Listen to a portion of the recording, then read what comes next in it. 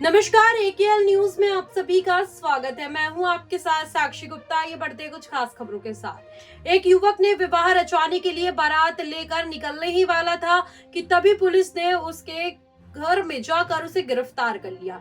युवक पर दूसरी युवती से दैहिक शोषण करने का आरोप है।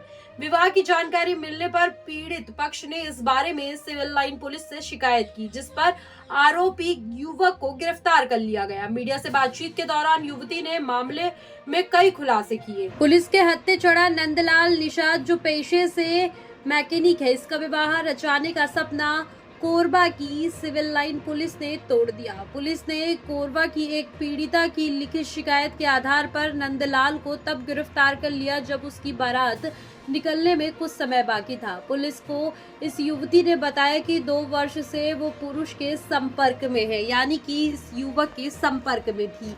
युवक ने उसे विवाह करने का झांसा दिया था। विवाह के नाम पर युवक ने कई मौके पर अनैतिक रिश्ते बनवा के और दबाव डालने पर दवाई भी खिलवा दी। जी हाँ, युवती चाहती है कि उसके खिलाफ कड़ी कार्यवाही की जाए। पीड़िता ने बताया कि युवक मुल्तान शक्ति जिले का रहने वाला है।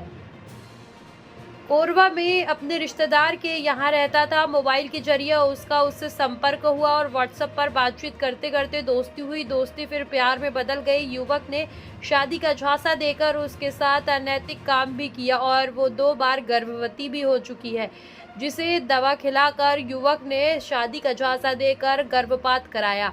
पीड़िता ने बताया कि उसके दोस्तों के माध्यम से पता चला कि युवक चोरी चुप के किसी और से शादी कर रहा है। तब उसने इसकी शिकायत सिविल लाइन थाना पुलिस से की।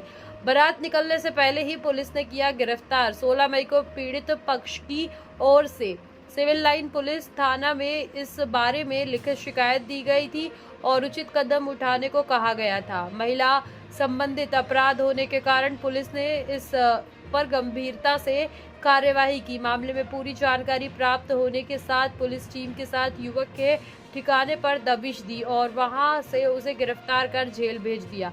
बताया जा रहा है कि युवक का मंडप कल हुआ और आज बारात निकलने वाली थी, लेकिन बारात निकलने से पहले पुलिस ने उसे पकड़ लिया।